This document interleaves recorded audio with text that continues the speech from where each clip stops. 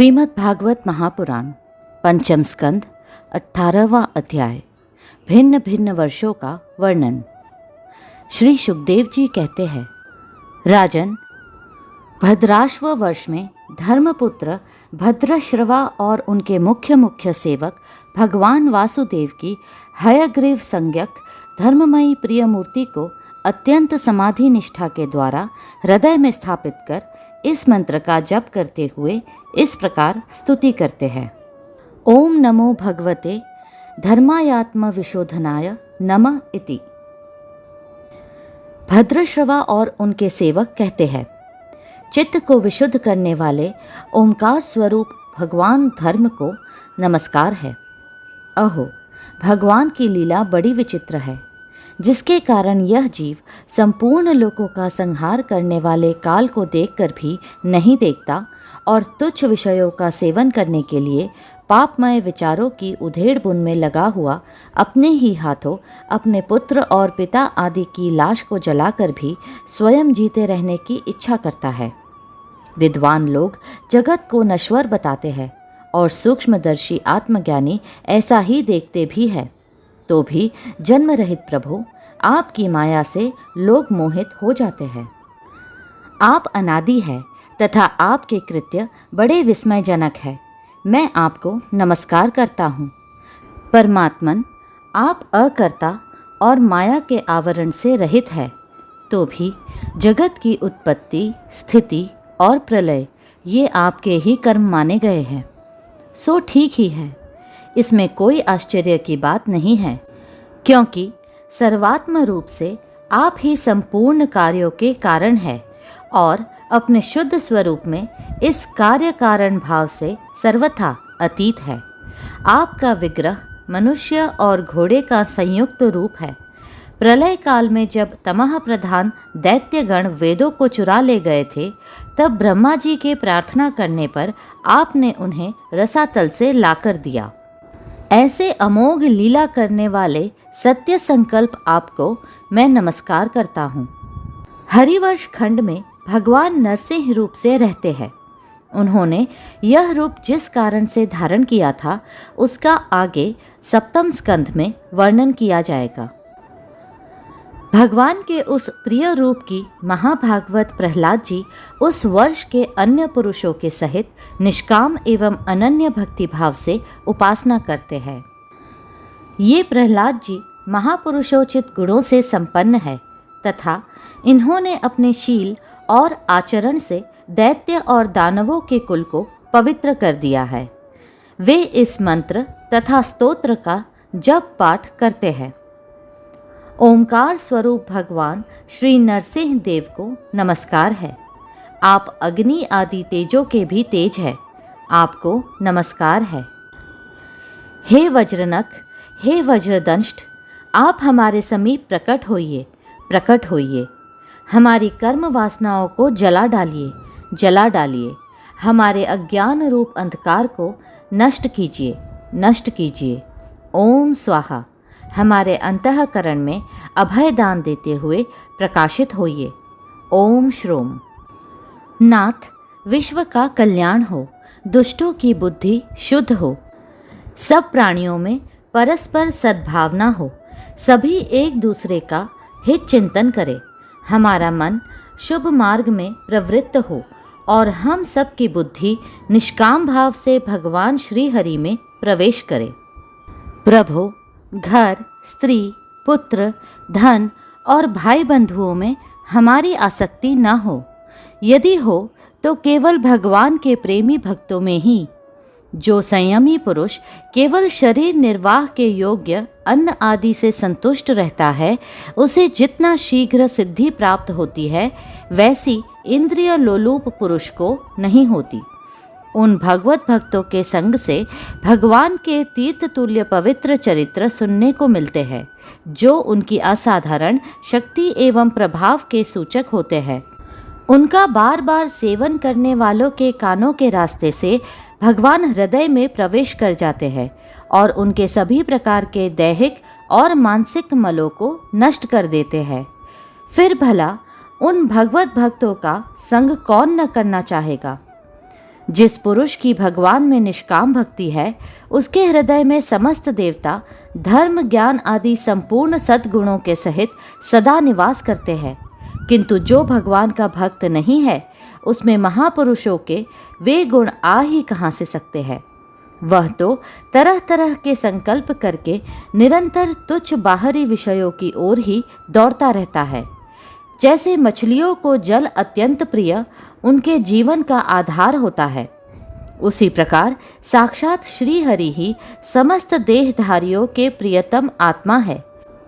उन्हें त्याग कर यदि कोई महत्वाभिमानी पुरुष घर में आसक्त रहता है, तो उस दशा में स्त्री पुरुषों का बड़प्पन केवल आयु को लेकर ही माना जाता है, गुण की दृष्टि से नहीं। अतः असुरगण, तुम तृष्णा, राग, विषाद, क्रोध, अभिमान, इच्छा, भय, दीनता और मानसिक संताप के मूल तथा जन्म मरण रूप संसार चक्र का वहन करने वाले गृह आदि को त्याग कर भगवान नरसिंह के निर्भय चरण कमलों का आश्रय लो। केतुमाल वर्ष में लक्ष्मी जी का तथा संवत्सर नामक प्रजापति के पुत्र और पुत्रियों का प्रिय करने के लिए भगवान कामदेव रूप से निवास करते हैं।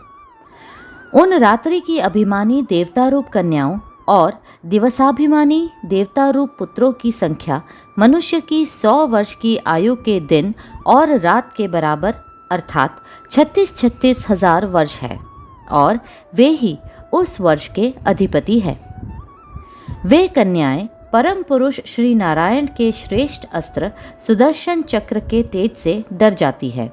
इसीलिए प्रत्येक वर्ष के अंत में उनके गर्भ नष्ट होकर गिर जाते हैं। भगवान अपने सुललित गति विलास से, सुशोभित मधुर मधुर मंद मुस्कान से, मनोहर लीलापूर्ण चारु चितवन से, कुछ उग्र के हुए सुंदर भूमंडल की छबीली छटा के द्वारा वंदनारविंद का राशि राशि सौंदर्य उड़ेलकर सौंदर्य देवी श्री लक्ष्मी को अत्यंत आनंदित करते और स्वयं भी आनंदित होते रहते हैं। श्री लक्ष्मी जी परम समाधि योग के द्वारा भगवान के उस मायामय स्वरूप की रात्रि के समय प्रजापति संवत्सर की कन्याओं सहित और दिन में उनके पतियों के सहित आराधना और वे इस मंत्र का जाप करती हुई भगवान की स्तुति करती है।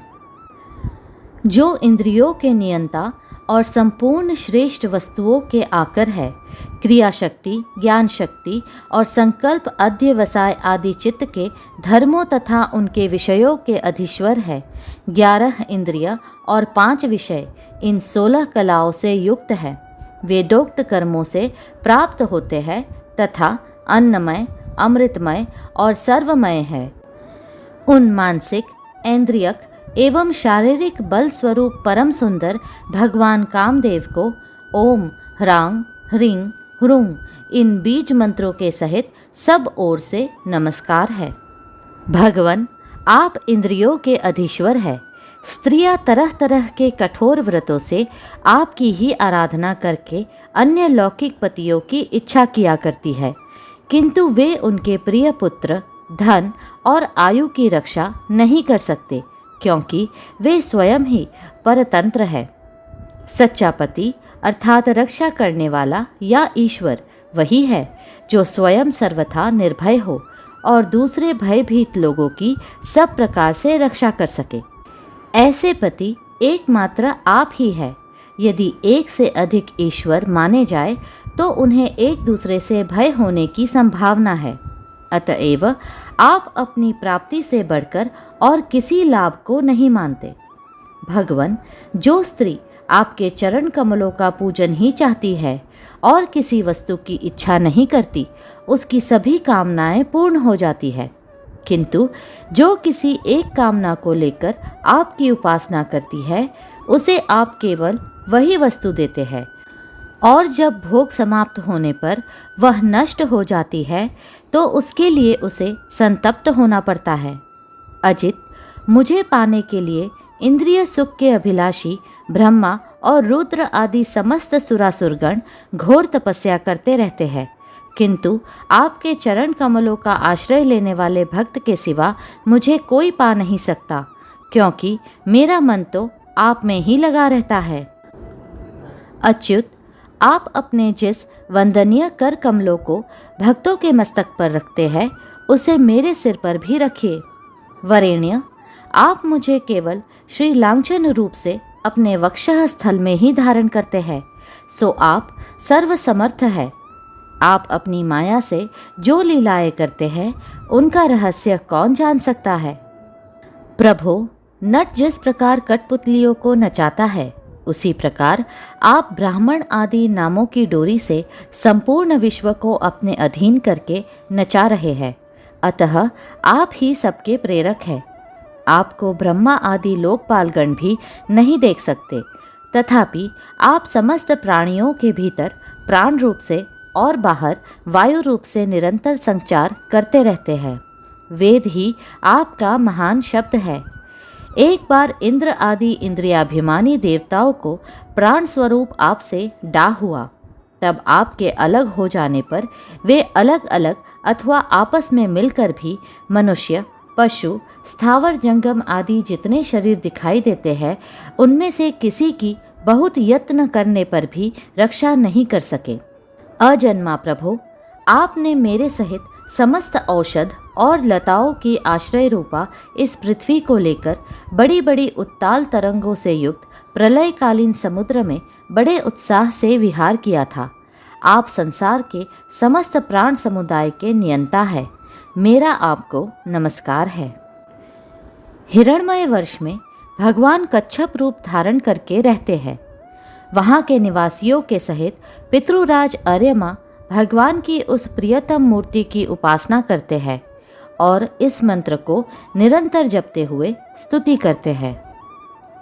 जो संपूर्ण सत्वगुण से युक्त है, जल में विचरते रहने के कारण जिनके स्थान का कोई निश्चय नहीं है, तथा जो काल की मर्यादा के बाहर है, उन ओंकार स्वरूप सर्वव्यापक सर्वाधार भगवान कच्छप को बार बार नमस्कार है। भगवान अनेक रूपों में प्रतीत होने वाला यह दृश्य प्रपंच यद्यपि मिथ्या ही निश्चय होता है, इसलिए इसकी वस्तुतः कोई संख्या नहीं है, तथापि यह माया से प्रकाशित होने वाला आपका ही रूप है। ऐसे अनिर्वचनीय रूप आपको मेरा नमस्कार है। एकमात्र आप ही जरायुज, स्वेदज, अंडज, उद्धिज, जंगम, स्थावर, देवता, ऋषि, पितृगण, भूत, इंद्रिय, स्वर्ग, आकाश, पृथ्वी, पर्वत, नदी, समुद्र, द्वीप, ग्रह और तारा आदि विभिन्न नामों से प्रसिद्ध है। आप असंख्य नाम, रूप और आकृतियों से युक्त है। कपिल आदि विद्वानों ने जो आप में 24 तत्वों की संख्या निश्चित की है, वह जिस तत्व दृष्टि का उदय होने पर निवृत्त हो जाती है, वह भी वस्तुतः आपका ही स्वरूप है। ऐसे सांख्य सिद्धांत स्वरूप आपको मेरा नमस्कार है। उत्तर कुरु वर्ष में भगवान यज्ञ पुरुष वराह मूर्ति धारण करके विराजमान है।